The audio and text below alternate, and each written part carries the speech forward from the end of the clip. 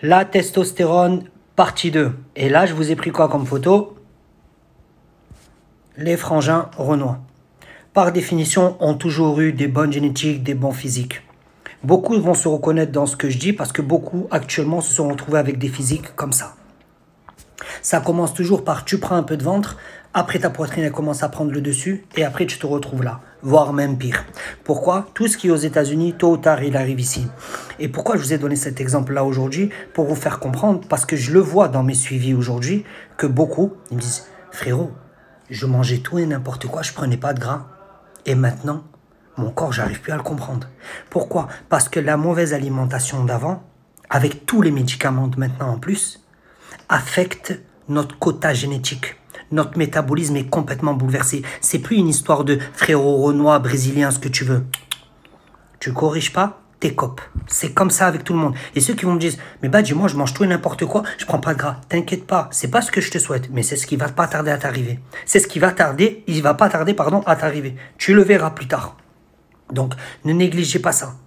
Je vais vous donner un exemple là d'un email que j'ai reçu pour vous montrer à quel point le taux de testostérone rend les gens fatigués. C'est plus une histoire où les gens, ils ont pas de mental, où ils sont plus motivés. Si je t'enlève ta testo, une grande partie de ta testo, la testo, c'est ce qui fait la motivation. Si je t'enlève beaucoup ça, t'es complètement fatigué. Je vais vous lire un email et je reviens vers vous. Bon, par pudeur, je ne vous montre pas l'ordinateur parce qu'il y a le nom de la personne, ok? Alors, salam mon frère, pourriez-vous me donner plus d'informations quant à un suivi sportif? J'aimerais bien perdre un peu de poids et me sentir un peu mieux. Pour information, j'ai 41 ans, je pèse 84 kilos, je mesure 1m76, ok?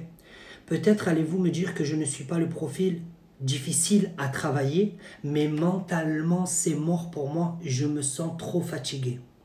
Ça, vous savez ce que ça c'est ce que c'est. C'est, même le pire, c'est que lui, il en a 41. Et 41, c'est très jeune, parce que le summum d'un homme, c'est 40 ans, hein, pour qu'il soit au top, hein, fibreux et tout. J'ai des jeunes, ils sont dans cet état-là.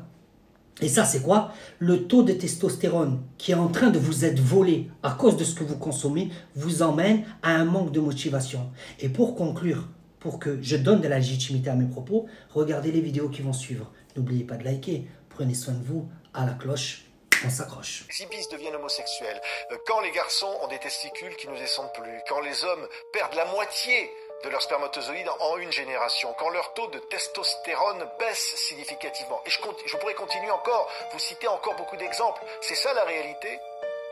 C'est ce qui a été observé et tout ce qui est écrit dans le livre est écrit à partir d'études scientifiques.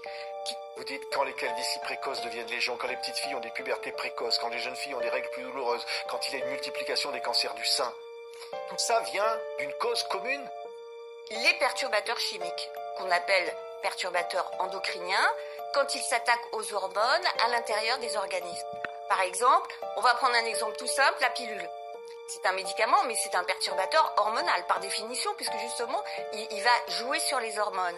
Eh bien, la pilule, les femmes le savent pas toujours, mais c'est un cancérigène, classé officiellement cancérigène par l'OMS, avec 38% de cancer du sein en plus quand on est sous pilule. Oui. Alligator, les femelles alligators ont commencé à avoir des ovaires qui ressemblent un peu aux ovaires polykystiques qu'on retrouve aujourd'hui chez les femmes.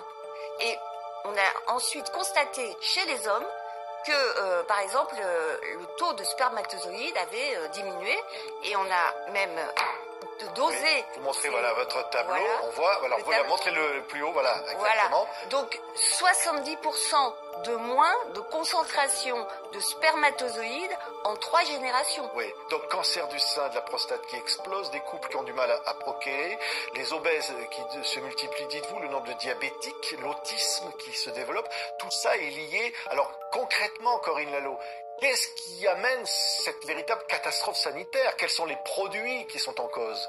Alors les produits, moi je les ai regroupés en 6 familles, hein, mais principalement les pesticides, les médicaments ainsi que les additifs alimentaires. Donc les médicaments, beaucoup de médicaments sont féminisants pour les hommes.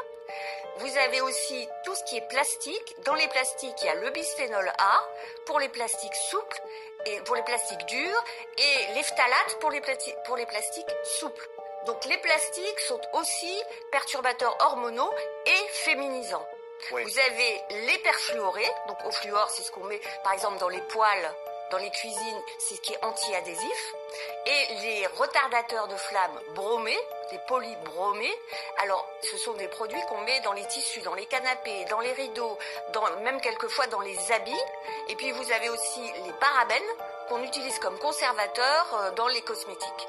Donc tous ces produits sont des produits qui vont jouer sur les hormones et qui vont à la fois féminiser les hommes, hyper féminiser les femmes et produire des maladies hormonales sur la thyroïde, sur le pancréas, du diabète, de l'obésité.